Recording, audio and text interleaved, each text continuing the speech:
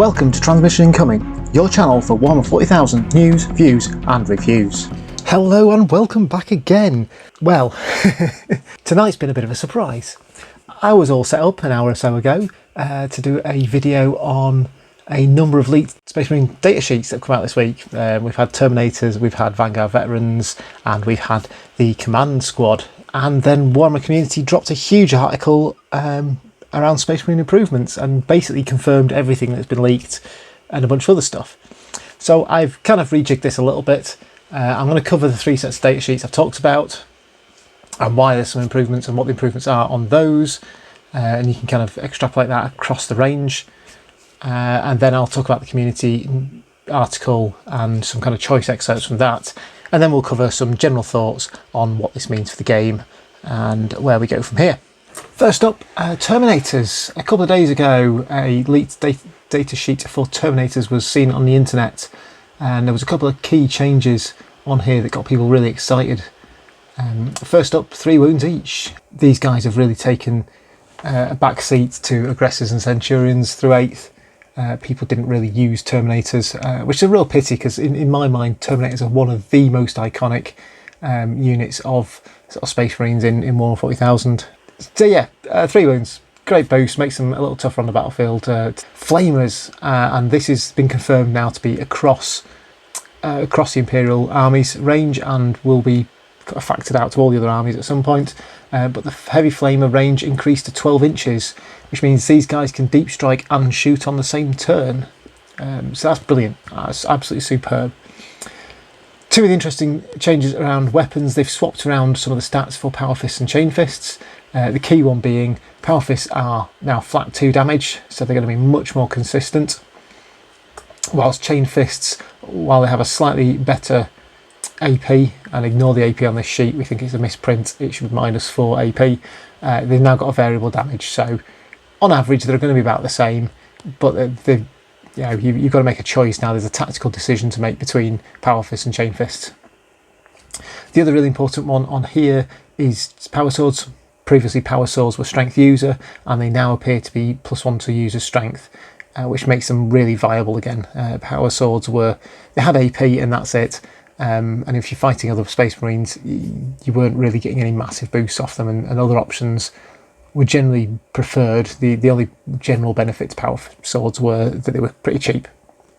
On we go to Vanguard veterans, and this is where it started getting really interesting. This came out, I think this was yesterday evening, and I didn't have a chance to make a video yesterday, but I thought I'd cover it today. So 2 wounds again. So the conversation yesterday was all about, is it going to be veterans with 2 wounds, or is it going to be all firstborn Marines?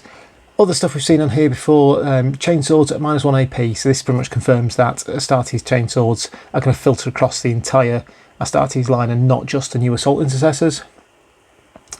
Next one's a biggie. This is just sickening. Thunderhammers are flat 4 damage, which, whilst on a 2 attack Vanguard veteran is okay, on a Smash Captain is just horrific. A Smash Captain, and you start layering up, especially some of the Blood Angels or White Scars stratagems and abilities, and you can get these to really silly levels. I think that's going to be, you probably get this to a damage 6.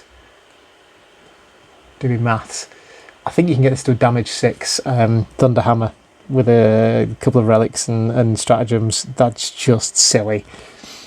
So yeah, they killed knights before, they're going to kill knights even more now. Smash Captains will pretty much one-shot most characters in the game. One of the interesting ones, I flicked through the previous edition, I couldn't find my Space Marine Codex unfortunately, but it looks like Relic Blades have been re-added to the list. If anyone can confirm that's right or wrong, that's fine, just correct me in the comments below, that'd be grand. So Plasma Pistols, this has been confirmed as incorrect. This is just an introductory data sheet, and any of the special rules for weapons aren't included on it. So Plasma Pistols look like they will actually have an overcharge mode, so you can kind of ignore that. We've got the Power Fist, Power Sword again. Power Axe on here is the other change. +1 user strength again. It just keeps them viable when compared to a Power Sword. So the third data sheet that was leaked came out earlier today, and this was to the company command box, and actually there's been some box art for this on the community article earlier today as well. So again, we've got additional wounds on the veteran and the veteran sergeant. The captain's relic blade is now +3 strength with a flat 2 damage, so that's a really solid addition. Company champion's sword is +1 strength, flat 2 damage. Again, we've got the flamer range increased to 12 inches, and the big change, and this is I'm in two minds about this, but bolters have gained 6 inches in range. They've gone from 24 to 30 inches, and I don't really know why, other than to bring them in line with Primaris. They've closed the gap so much between normal Marines and Primaris Marines. I'm not sure why you'd take Primaris Marines all the time now. Yeah, so this is really weird, especially when you've got a game where they've shrunk the table size. You're essentially saying bolts can shoot across the table all the time. I think I'd rather have seen this stay at 24 and them just see the wounds increase. So yeah, I kind of got to there, and I was just summarising some of my thoughts and what this might mean, and I spotted the Warhammer Community article. It was just like, okay, I'll start again. And they confirmed loads of stuff. There's actually slightly more in the community article that I've pulled out here, but I've kind of pulled out the important stuff for Space Marines. So heavy bolters will become damage 2. That's interesting. Heavy bolters have essentially been overcosted for a while in 40k, and it's been seen coming into 9th. Their points actually went up quite considerably across the board, and this is clearly why. They're going up to damage 2, strength 5, heavy 3. Multi-melters are now moving up to heavy 2, and they are also getting the +2 damage bonus instead of the roll 2d6 and choose the highest. So that looks like that melter rule is just getting rolled out across all melter weapons.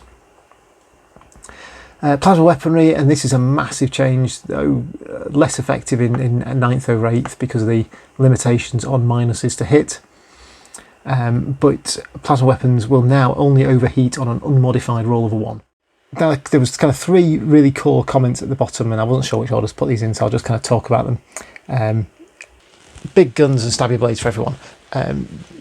The main one is they've confirmed is it looks like that across all the Imperium forces that use the same named war gear is going to get these boosts, and they're not going to have to wait for the Codex. They're going to get them at the same time that when Codex Space Marines arrive. The big confirmation, all fully fledged Space Marines will be getting 2 wounds. So I'm presuming this means Scouts aren't going to get 2 wounds. They're not fully fledged Space Marines yet. I don't know. Let's assume they're not, and Scouts are staying at 1 wound. So yeah, that's the only difference between a Tactical Marine now and an Intercessor is the extra attack and the bolt gun with -1 AP. Oh, and obviously the choice of bolters, because you're going to have Stalkers and also bolt rifles as well. But on the flip side, you lose all the weapon options of a tactical squad to slide in special or heavy weapons into it. And at the very bottom of the article, they slipped in this line: these new rules and points will come into effect officially when the Codex is released. So although the data sheets are being packaged in the updated boxes now, the rules won't become official until the Codex comes out. I suppose it comes to my thoughts on this. I think the key one is 9th edition is obviously going to be a very, very different game to 8th. It's just not comparable, and in my mind, it's a different game.